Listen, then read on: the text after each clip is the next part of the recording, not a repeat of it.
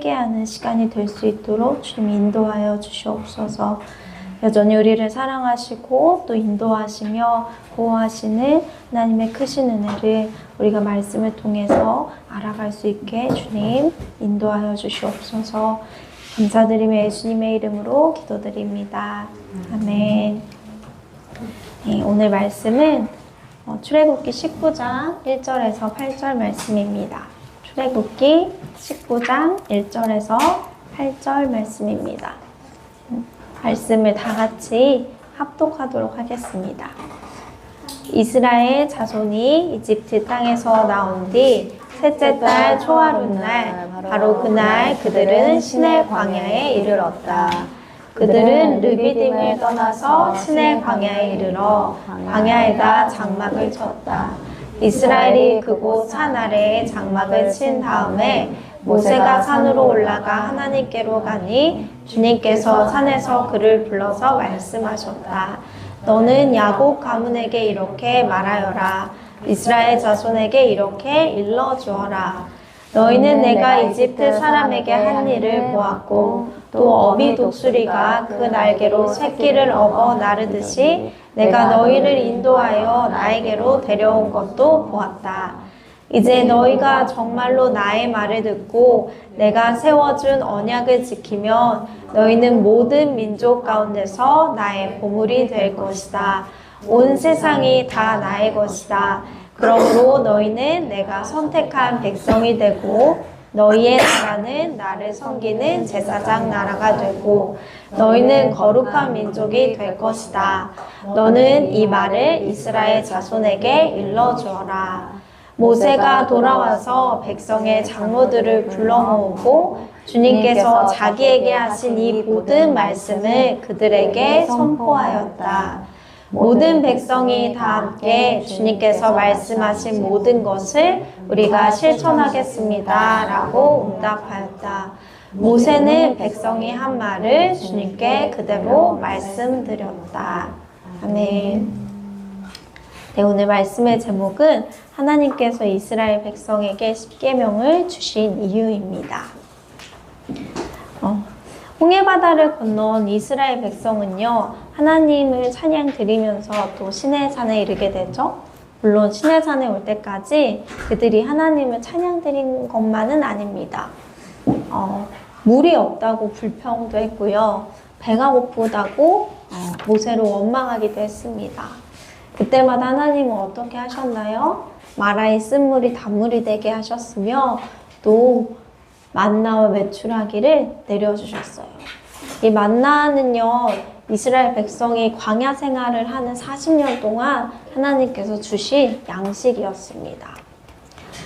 불평하고 불만하는 이스라엘 백성들을 하나님께서는 하나님의 성실하심으로 이끄셨습니다. 그래서 이스라엘 백성은 오늘 말씀에서처럼 시내산에서 하나님과 언약을 맺고 또 율법을 받고 성막을 짓게 됩니다. 하나님은 모세에게 이스라엘 백성들이 지켜야 할 계명을 주셨습니다. 여러분도 잘 아시다시피 그것이 바로 십계명입니다. 그런데 여러분, 하나님은 왜 하필 시내산에서 이스라엘에게 율법을 주셨을까요? 하나님이 왜 이스라엘 백성들에게 율법을 주셨을까? 이 출애굽기 19장 6절을 보면요, 하나님께서 이렇게 말씀하세요. 너희의 나라는 나를 섬기는 제사장 나라가 되고 너희는 거룩한 민족이 될 것이다. 하나님은 태초부터 지금까지 하나님의 나라를 세우시는 것이 하나님의 뜻이고 목적이세요. 그런데 하나님은 하나님의 나라를 세우고 싶어 하시지만 인간의 죄로 인해서 하나님의 뜻은 계속해서 무너졌어요. 아담과 하와를 통해서 하나님께서 시작하셨지만 이들이 선악과를 따먹어서 죄가 들어왔죠.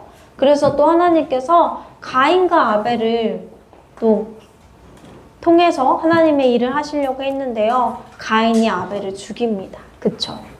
가인의 후예가 번성했지만 가인의 후예들은 하나님의 나라를 이루는 것보다 자신의 이름을 내는 게 목적이었어요. 그래서 어떤 성을 지었어요? 에녹성을 지었어요. 자신의 아들의 이름을 딴.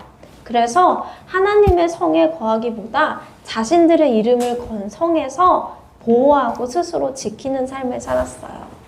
하나님께서는 이 아벨의 씨 대신에 셋의 후손을 통해서 다시 한번 하나님의 나라를 이뤄가실 그런 계획을 세우십니다. 그래서 노아를 통해서 또 하나님께서 어떻게 하셨어요? 이 세상을 다 물로 쓸어버리고 또 그 가운데서 또 하나의 씨를 남겨두셨죠. 그쵸? 그래서 아브라함, 이삭, 야곱을 통해서 하나님의 나라를 세우시겠다고 약속하셨고 언약하셨어요. 근데 어떻게 됐어요? 요셉이 애굽으로 팔려와 버렸어요. 그리고 야곱의 아들들은 가뭄 가운데 죽기 직전이에요. 그런 상황에 있는 가운데서도 하나님은 요셉을 들어서 이스라엘 민족들을 기근에서 구하실 계획을 미리 세우십니다. 요셉을 통해서 이스라엘 백성이 세상 문화 아래서 지배당하자 이제 하나님께서 어떻게 하세요? 모세를 불러가지고 하나님의 나라를 세우시려고 출애굽을 하셨습니다. 하나님은 태초부터 지금까지 하나님의 나라를 하나님이 택하신 민족을 통해서 이루어 가시려고 해요. 성경은 이 하나님 나라를 세워가는 기록이라고도 볼 수 있습니다. 그런데 여러분, 나라는 무엇으로 이루어지나요? 나라, 영토, 백성. 마지막 하나가 뭔가요? 주권이에요. 맞아요. 나라는 나라의 3요소라고 하죠. 백성이 있어야 돼요. 나라가 되려면 백성이 있어야 되고 영토도 있어야 되고 주권이 있어야 돼요. 하나님의 나라를 만들어 가기 위해서는 하나님 나라의 백성이 있어야 돼요. 사람의 뜻이 아니라 하나님의 말씀을 따르는 그런 백성이 있어야 돼요. 하나님은 그 백성으로 이스라엘 민족을 선택하셨어요. 이 백성을 선택했으니까 하나님 이제 무엇을 주시겠어요? 영토를 주시려고 지금 뭐하고 계세요? 출애굽해서 가나안 땅으로 이 이스라엘 백성들을 이끌어가고 계신 거예요. 그래서 이집트에서 10가지 재앙을 내리시고 홍해바다를 건너서 이 가나안 땅으로 향하고 있습니다. 마지막으로 필요한 게 뭐냐면 바로 주권이에요. 주권은 뭐냐면 나라의 의사를 최종적으로 결정하는 최고 권력을 주권이라고 합니다. 하나님 나라의 주권은 그럼 어디에 있습니까, 여러분? 우리에게 있습니까? 아니에요. 하나님께 있어요. 이스라엘에게 있는 것이 아니라 하나님 나라의 주권은 하나님께 있었습니다. 근데 하나님께서 이 주권을 어떤 형태로 이스라엘 백성에게 주시냐면 법을 통해서 주시는 거예요. 십계명은 하나님이 이스라엘 백성들이 하나님의 주권을 인정하고 하나님 앞에서 죄를 짓지 못하게 하려고 주신 법이에요. 하나님 나라의 주권을 법으로 주신 것입니다. 그러면 왜 가나안 땅에 들어가서 하나님께서 법을 주실 수도 있잖아요. 영토가 생겨서 법을 주실 수도 있는데 왜 하나님께서는 이 광야의 시내산에서 법을 주셨을까요? 왜 영토 말고 법 먼저 주셨을까요?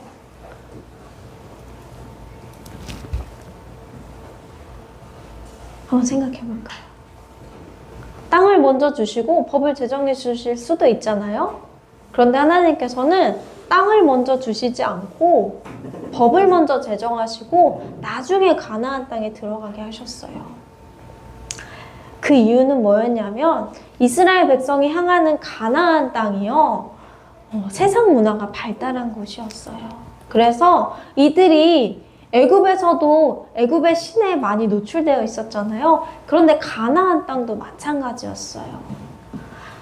하나님께서는 이스라엘 백성이 영토를 얻기 전에 먼저 하나님 나라의 백성으로 무엇을 지키고 무엇을 거절해야 할지를 가르쳐 주시기 위해서였습니다.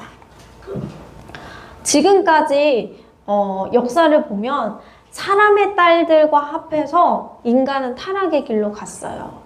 그런 사람들을 너무 많이 보았기에 하나님께서는요, 하나님 나라의 백성은 하나님이 기뻐하시는 것을 구분하여 지킬 줄 알아야 한다라는 것을 가르쳐 주시기 원하셨습니다.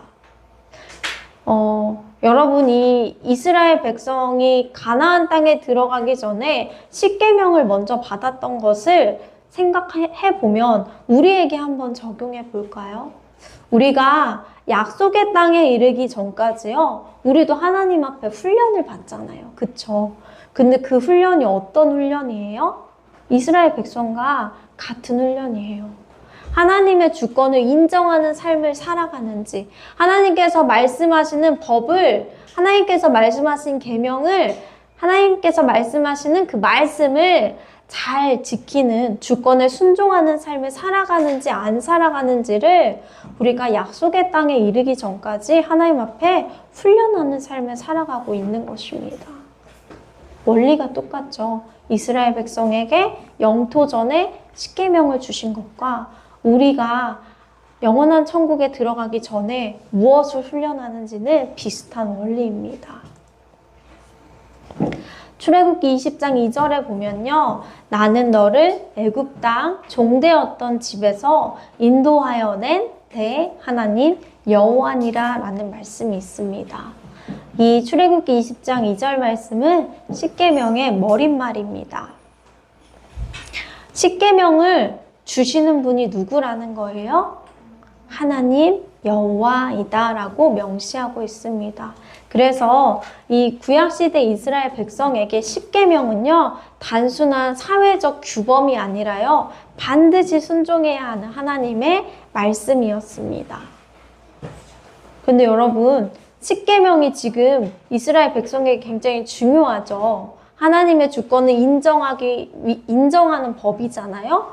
그런데 십계명이 중요하지만 이 계명은 구원의 조건이 아니었어요. 이스라엘 백성이 애굽에서 꺼내졌잖아요. 구원받았잖아요. 홍해에서 건짐받았잖아요. 그 다음에 하나님께서 십계명을 주신 거예요. 말씀을 잘 지켜야 구원을 주시는 게 아니라 하나님은 우리에게 구원을 먼저 선물로 주신 거예요. 구원을 받았으므로 우리가 하나님의 말씀을 지키게 될 수 있다라는 것을 뜻하는 거예요. 구원의 조건이 말씀을 잘 지키는 거에 있지 않다라는 거예요. 구원의 조건은 오직 예수 그리스도밖에 없습니다. 그러면 우리는 구원받은 자로서 하나님의 말씀을 지키며 살아갈 수 있다는 사실이 어떻습니까? 말씀 때문에 내가 이걸 하면 안 돼. 말씀 때문에 내가 이걸 포기해야 돼. 말씀 때문에 내가 이거를 이렇게 못 살아. 난 구속받고 속박받는 삶이야. 이렇게 생각할 수 있죠. 우리 이런 오해들을 많이 하는데 오히려 우리는 반대로 생각해야 돼요. 내가 하나님께 구원을 받았기 때문에 하나님의 말씀을 지킬 수 있게 되었다. 이것이 우리에게 기쁨이고 영광이다 라고 바꿔 생각할 수 있어야 돼요. 그런데 사단은 우리에게 어떻게 생각하게 해요? 내가 교회 다니기 때문에 이걸 하지 못해. 내가 하나님을 믿기 때문에 이걸 못해. 라고 바꾸어서 생각하고 오히려 그거에 구속받는 삶을 살게 만들어요. 그런데 우리는 바로 풀어야 돼요. 우리가 구원받았기 때문에 하나님의 나라의 백성으로서 하나님의 말씀을 지키며 살아가는 게 은혜이고 감사라는 것을 고백할 수 있어야 합니다. 십계명을 그런 관점에서 보면요, 이 10가지 계명이 우리를 구속하는 것이 아니에요. 이제부터 이제 십계명을 하나씩 좀 살펴볼 텐데 오늘은 제1계명에서 4계명까지 살펴보고 다음 시간에 5계명에서 10계명까지 살펴볼게요. 1계명은 나 외에 다른 신을 내게 두지 말라입니다. 인도에는 이런 말이 있다고 합니다. 사람 수만큼 신이 있고 일본에는 마을 수만큼 신이 있다. 그러면 어디에 신이 더 많아요? 인도에 더 많네요. 인간은 인류가 시작된 이후로 많은 신을 만들어내지만 이 세상에는 딱 두 종류의 신밖에 없습니다. 뭘까요? 하나님. 귀신. 네, 맞아요. 태초부터 존재하는 진짜 신과 사람이 만들어 섬기는 가짜 신, 이렇게 딱 두 가지밖에 없어요. 인도에는 사람 수만큼의 신이 있다는데 그러면 다 가짜라는 거죠. 진짜 신은요, 우주를 창조하시고 만물을 창조하시고 생명을 창조하시는 죄와 사망의 권세에서 구원하시는 하나님 한 분뿐이십니다. 나머지 다른 신은 가짜 신, 우상을 뜻하는 거죠. 일계명은 나 외에 다른 신들을 섬기지 말라는 하나님의 명령입니다. 하나님 왜 일계명으로 이 나 외에 다른 신을 섬기지 말라고 하셨을까요? 출애굽 당시 이스라엘은요, 수많은 우상에 둘러싸여 있었어요. 여러분, 애굽의 10가지 재앙에서 몇 가지 신이 파괴됐어요? 최소 10가지 신이 파괴됐어요. 하나님보다 낮아졌어요. 그쵸? 이 외에도 애굽에는 정말 많은 신이 있었어요. 빛의 신 나를 비롯해서 나일강의 신 하피, 사막의 신 세트, 황소의 신 아피스 등 많았습니다. 그리고요, 가나안 주변에서 발견되는 그 유물들을 보면요, 바알, 아세라, 그모스, 몰렉, 다곤. 성경에서 봤죠? 물고기 머리 형상하고 있는 신도 있었잖아요. 하나님은 이런 다신교적 신이 있는 그 환경 속에서 이스라엘은 오직 하나님만을 믿고 따를 것을 요구하셨어요. 우리 친구들이 초등학교 가면 그리스 로마 신화 많이 있잖아요. 이 그리스 로마 신화도요, 다 우상에 관한 이야기예요. 진짜 신이 아니에요. 오늘날은 어떤가요? 오늘날 이 애굽에서도 신이 많았지만 오늘날에도요, 신이 많아요. 지금 우리에게 바알, 아세라, 다곤, 몰렉신 믿으라고 하면 여러분 믿으실 거예요? 안 믿죠. 절대 안 믿어요. 그런데 그 신들이 똑같은 영향을 미치는 신이요, 다른 모습을 하고 지금 우리 사회에 있어요. 그게 뭐냐면 물질 만능주의. 물질과 풍요를 다 우상시했거든요, 그 신들은. 그리고 돈을 숭배하게 하는 것. 이것이 또 다른 우상의 모습입니다. 사람들은 하나님이 계셔야 할 자리를요, 다른 것으로 채우기 시작했습니다. 골로새서 3장 5절은 탐심을, 빌립보서 3장 19절은 식탐을 가리켜서 우상이라고 해요. 탐심과 식탐도 우상이 될 수 있다고 합니다. 특정한 형상을 만들어서 그 앞에서 절하고 소원을 빌지 않더라도 하나님처럼 여기거나 하나님보다 더 사랑하는 것이 있다면 그것이 바로 우상이라고 말씀합니다. 그러면 우리가 제1계명을 잘 지키고 있는지 알아보려면 이런 질문을 한번 던져보면 돼요. 내가 가장 사랑하는 것은 무엇인가? 유지훈 목사님, 내가 가장 사랑하는 건 뭐예요? 저 아닌가요? 네. 저라고 하면 안 돼요. 돈과 성공을 하나님보다 더 중요하게 여기고 있다면 그게 우상입니다. 자녀나 배우자를 하나님보다 더 사랑한다면 그것이 또 우상일 수 있습니다. 두 번째, 내가 가장 의지하는 것은 무엇인가? 우리 현일이가 가장 의지하는 것은 무엇입니까? 얼마 전까지 저였다가 자기 자신이었다가 아멘, 할렐루야. 내가 가장 의지하는 것은 무엇인가? 라는 질문을 우리는 살아가면서 한 번씩 나 자신에게 던져보아야 합니다. 여러분, 어려움이 처했을 때 가장 먼저 생각나는 사람이 누군가요? 예은아?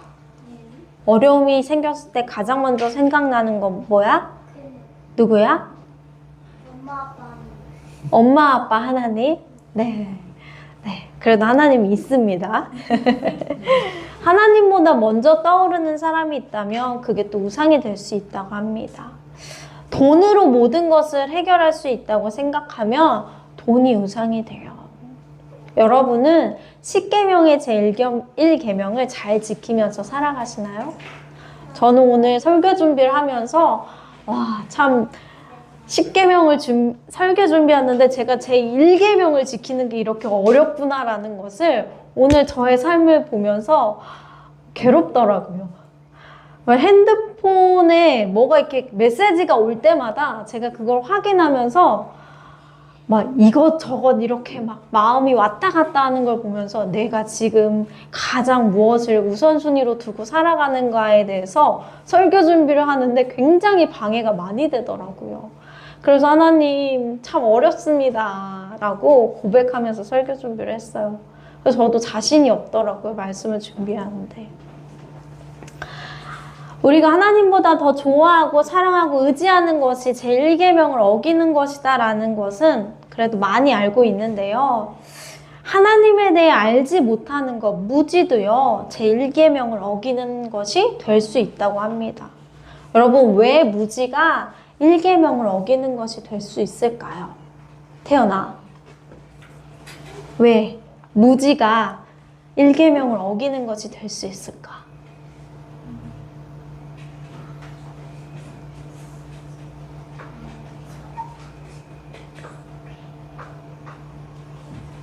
태연이 답할 수 있을 것 같아서 물어봤어요.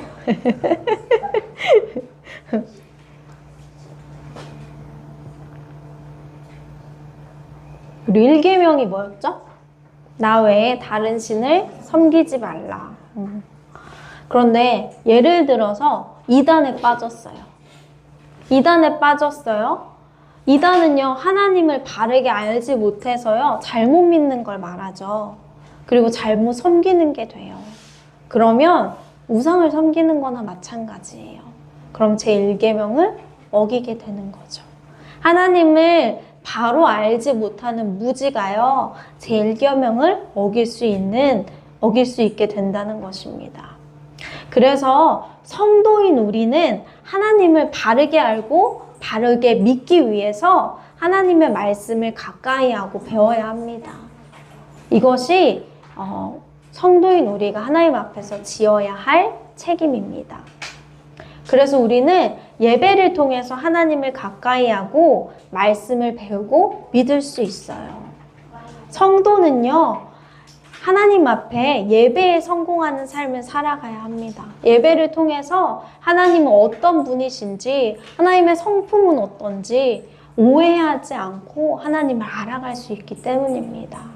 또 우린 예배를 통해서 하나님께 올바로 기도드리고 또 감사드리고 찬양드릴 수 있기 때문이에요. 예배는 10계명의 제1계명을 바르게 지킬 수 있는 기본이 된다는 사실을 여러분이 잊지 마시기 바랍니다. 2계명은요, 뭐예요? 어떤 형상도 만들지 말며 그것들에게 절하지 말며 그것들을 섬기지 말라입니다. 모세가 10계명을 받으러 하나님 앞에 나아갔을 때 아론과 이스라엘 백성들이 뭘 만들었어요? 금송아지를 만들어냈어요. 그런데 여러분, 제가 말씀을 잘 읽어보니까요, 아론과 이스라엘 백성이 만드시는 금송아지인데요, 그 사람들은 그것이 하나님이라고 만든 거예요. 말씀에요, 이렇게 써 있어요. 너희를 이집트 땅에서 이끌어낸 너희의 신 여호와다.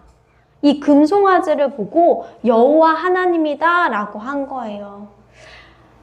이스라엘 백성들이요, 애굽의 신을 만들고 믿은 게 아니라요, 여호와 신을 믿고요, 여호와를 만들어낸 거예요. 뭘로요? 금송아지로요. 다른 신을 만들어낸 게 아니에요. 아론은 우상 숭배자가 아니었죠. 아론은 모세와 함께 이 이스라엘 백성을 출애굽시킨 사람이에요.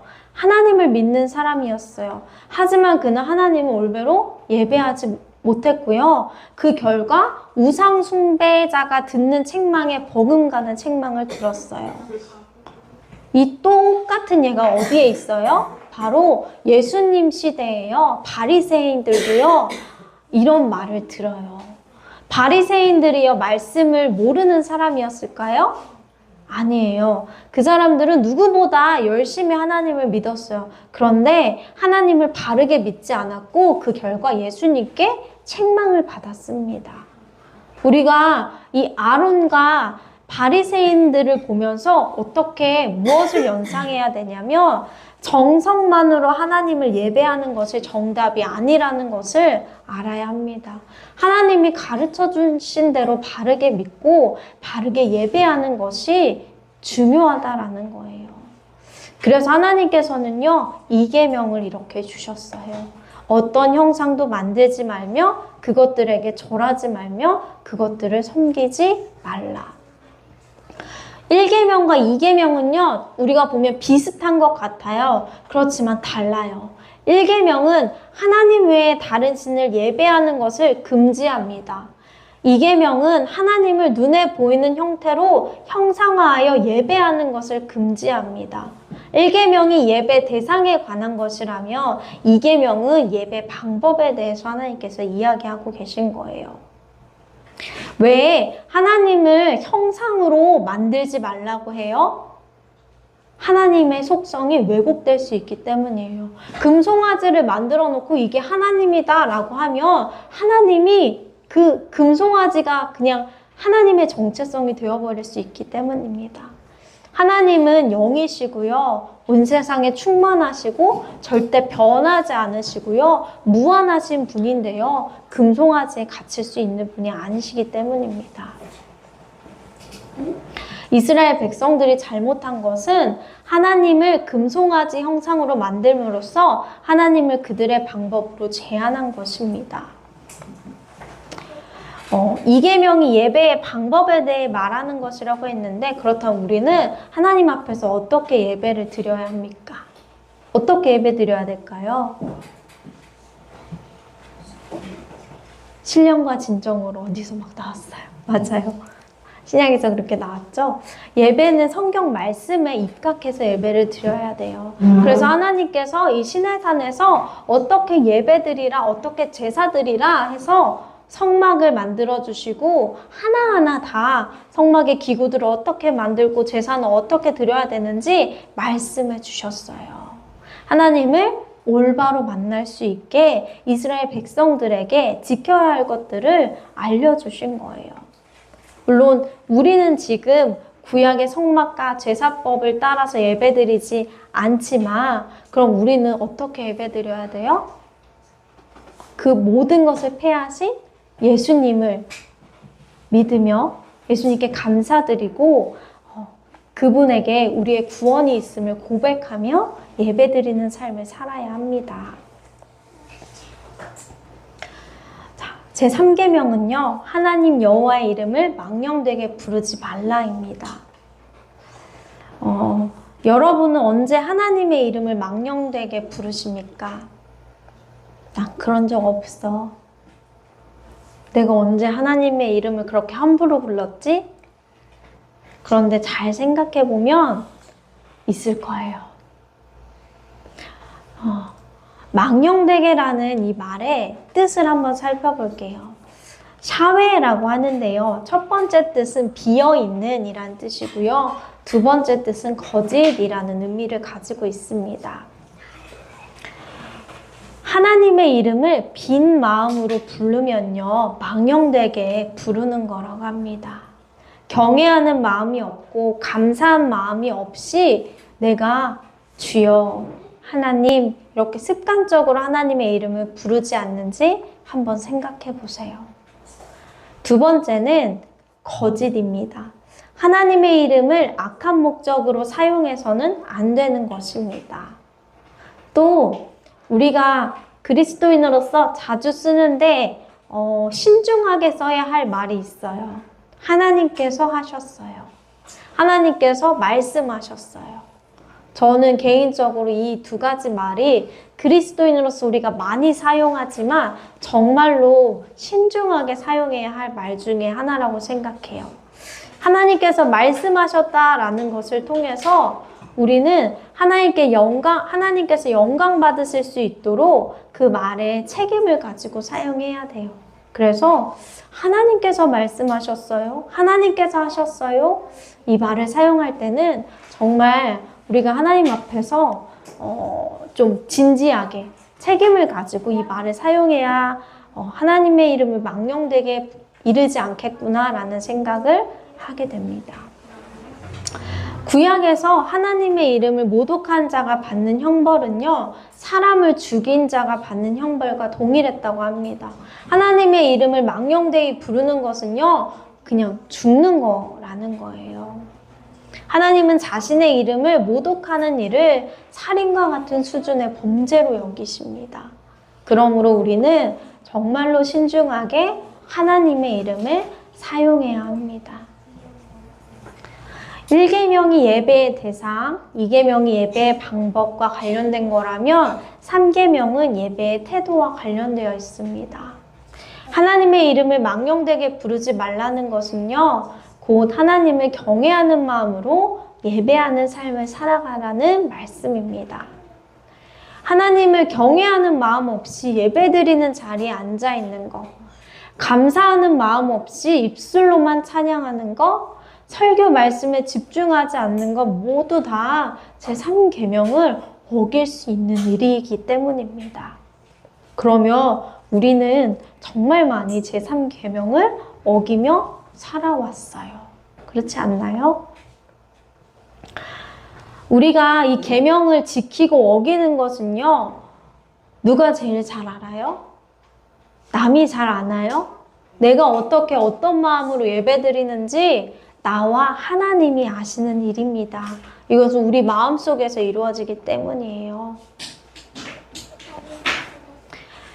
모든 것을 보시는 하나님께서 우리가 마음으로 짓는 죄도 다 보고 다 아십니다. 그래서 우리는 아름다우신 하나님, 존귀하신 하나님 앞에 어떠한 자세로 예배를 드리고 살아가는지 늘 하나님 앞에 점검해 보아야 합니다.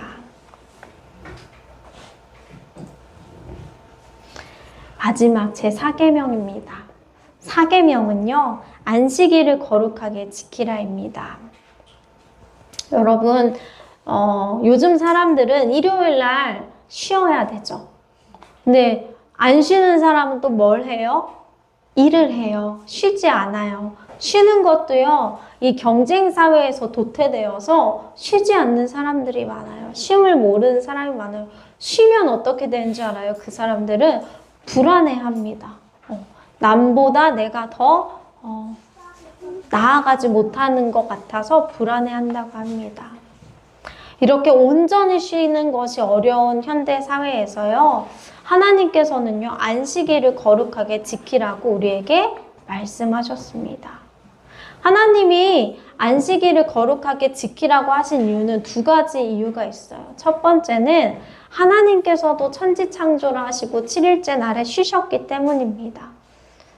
그런데 하나님께서는 힘들어서 쉬신 게 아니라 창조를 기뻐하고 기념하기 위해서 쉬셨습니다. 또 이 7째 날에 쉬시면서 하나님께서 안식일을 복되게 하여 그날을 거룩하게 하셨다라고 말씀하셨습니다.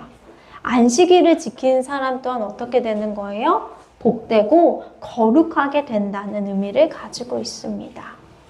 하나님께서 안식일을 거룩하게 지키라고 하신 두 번째 이유는요, 신명기 5장 15절 말씀에 나와 있는데요, 이스라엘을 애굽에서 구원하신 것을 기념하여 안식일을 지키라고 하세요. 내가 너희를 구원한 것을 기념하여 안식일을 지키라 라고 하십니다. 그러면 하나님께서 안식일을 지키라고 하신 이유는 두 가지예요. 창조와 구원입니다. 하나님이 만드신 창조, 그리고 우리를 구원하신 구원을 기념하고 예배하기 위해서 안식일을 거룩하게 지키라고 하신 거예요. 그러면 우리는 예배드린 날에 무엇을 하나님 앞에 감사해야 돼요? 하나님, 나를 이렇게 살아가게 하시고 나를 만들어 주심에 감사드려요. 그리고 죄에서 구원해 주셔서 감사드립니다 라고 우리는 안식일에 이 기도를 하나님께 드릴 수 있어야 돼요. 십계명에서 안식일을 지키라고 하는데요. 사실 우리는 무엇을 지키나요? 주일을 지키죠. 네. 안식일과 주일의 차이가 있습니다. 제7일 안식교라고 하죠. 그쵸, 목사님? 그 사람들은 토요일 날 예배드리죠? 맞나요? 네. 구약의 안식일을 지키는 거예요. 그런데 그리스도인들은요, 예수님이 부활하신 이후로 구약의 안식일이 아니라 신약의 주일을 지킵니다. 구약의 안식일은 한 주의 마지막 날인 토요일이지만 신약의 주일은 한 주의 첫째 날인 일요일을 뜻합니다.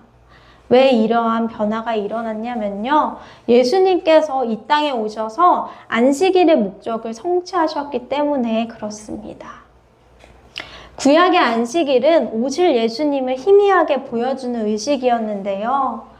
예수님께서 죽으시고 부활을 하심으로 인해서요, 영원한 안식이 이루어졌어요.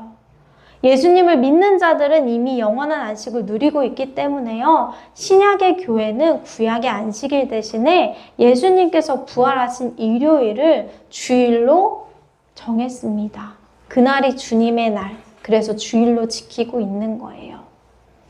안식일이 아니라 주일을 지키는 것은 우리가 그리스도 안에서 새로운 피조물이 되었음을 드러내는 일입니다. 여러분, 제7일 안식교 다니는 사람이 토요일날 예배 드려야 돼요. 그게 맞아요. 구약에선 그렇게 드려요 라고 이야기하면 이렇게 얘기하셔야 돼요. 우리는 이미 예수님을 통해서 죽음과 부활을 영원한 안식을 누리고 있기 때문에 일요일을 주님의 날로 주일로 지킵니다 라고 이야기할 수 있어야 합니다. 그렇다면 예수 그리스도 안에서 새로운 피조물이 된 것을 드러내는 이 주일날 온전히 예배에 집중하기 위해서 그리스도인들은 어떻게 살아야 될까요? 우리가 주일에 하나님 안에서 온전히 안식하기 위해서는요, 나머지 6일 동안 우리가 해야 할 몫을 맡겨진 책임을 다하는 삶을 살아가야 합니다. 구약에는 안식일에 일하면 안 됐잖아요. 그렇듯이 우리에게 맡겨진 책임을 이 6일 동안 하나님 앞에 충성되이 살아가는 게 그리스도인이 해야 될 삶의 자세입니다. 그래서 주일날만큼은 하나님 안에서 지치고 피곤한 우리의 영이 하나님 앞에 나아가서 온전히 새롭게 되는, 정비되고 세워지는 시간으로 주일을 온전히 보낼 수 있어야 합니다. 오늘 하나님께서 이스라엘 백성에게 십계명을 주신 이유, 그리고 십계명을 살펴보면서 세세한 것들을 알아보았습니다. 여러분이 십계명에 대해서 알아가면서 배우고 알게 된 것들이 있습니까?